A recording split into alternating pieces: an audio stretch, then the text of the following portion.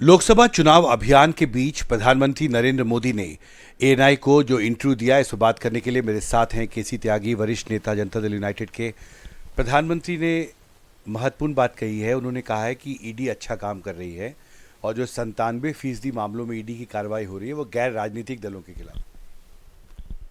देखिए, जब हम लोग विपक्ष में थे और भारतीय जनता पार्टी भी विपक्ष में थी और जनसंघ थी, तब हम लोगों का भी कांग्रेस पार्टी के जो शासक हैं उन पर यही आरोप होता था कि जांच एजेंसियों का दुरुपयोग हो रहा है। और कोई महत्वपूर्ण जांच कराने के लिए हम खुद मांग करते थे कि अमुक जांच सीबीआई को दे दी जाए। इवन कांग्रेस पार्टी भी कई मामलों में कहती है कि ये जांच सीबीआई को दे दी जाए। जब सीबीआई जांच करके किसी को दोषी समझ करके पकड़ती है तब कहते हैं उसका दुरुपयोग हो रहा है। ये आज से नहीं है। एक तो ये तय हो जाए कि जांच एजेंसियों की जो स्वायत्ता है, ऑटोनॉमी है, उसको कितना रखना कितना नहीं रखना है। जो ईडी को जो असीमित ताकतें आज दिखती हैं वो यूपीए के शासनकाल की उपज है, जब चिदम्बरम साहब ने उसको इतना शक्तिशाली बनाया था। लेकिन उनको पता नहीं था कि उनको और उनके बेटे को भी इसका मुकाबला करना पड़ेगा।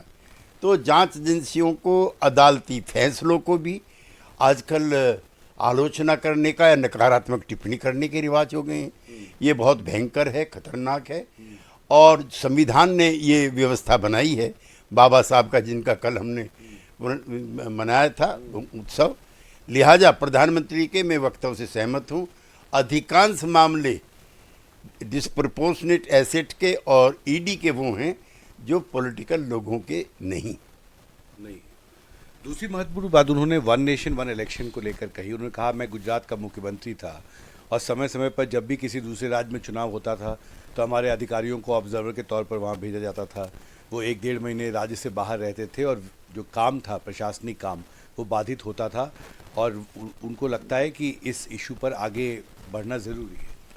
1967 से पहले ये समस्या नहीं थी। और जो हमारे संविधान निर्माता हैं उनको भी इस बात की जानकारी या एंटीसिपेशन नहीं रहा होगा कि राज्य में अलग सरकार बनेगी, मध्यावधि चुनाव भी होंगे, दल बदल भी होंगे, सरकारों की अदला बदली होगी। तो ये एक नई समस्या देश के सामने आई। निहायत फिजूल खर्ची, सेनाओं की या सैन्य बलों की या पुलिस की अव्यवस्था, जिसको लेकर के रिगिंग से लेकर के सारे काम होते रहे। तो हमारी पार्टी के जो अध्यक्ष नीतीश कुमार जी हैं वो इस विषय पर अपनी सहमति दे चुके हैं कि उनको कोई एतराज़ नहीं है वन नेशन वन इलेक्शन में। इतना हमारा ज़रूर इसमें संशोधन है कि सभी राज्य सरकारों से, चाहे वो प्रो बीजेपी हों या नॉन बीजेपी हों, उनको इसमें एंगेज और एनरोल करना चाहिए और एक व्यापक स्वरूप इसका आना चाहिए। लेकिन वन नेशन वन इलेक्शन पर हमारी प्रतिबद्धता है। आपको लगता है कि एक राजनीतिक सहमति बना के राष्ट्रीय स्तर पे और सभी राज्यों को कॉन्फिडेंस में लेकर ही आगे बढ़ना सही होगा? इसमें संविधान में संशोधन भी करना पड़ सकता है। जैसे कुछ राज्यों में बाद में चुनाव होने, कुछ राज्यों में पहले चुनाव होने। कोई राज्य सरकार मने कर दी कि हम तो नहीं डिसॉल्व करते, तो व्यापकता इसलिए जरूरी है। प्रधानमंत्री ने कहा, प्रधानमंत्री कॉन्फिडेंट थे। उन्होंने कहा कि मेरा 3 एजेंडा है, 25 साल का, 5 साल का और 100 दिन का। और उन्होंने कहा कि नए कार्यकाल में हमारा स्केल भी बड़ा होगा और स्पीड भी बढ़ेगी।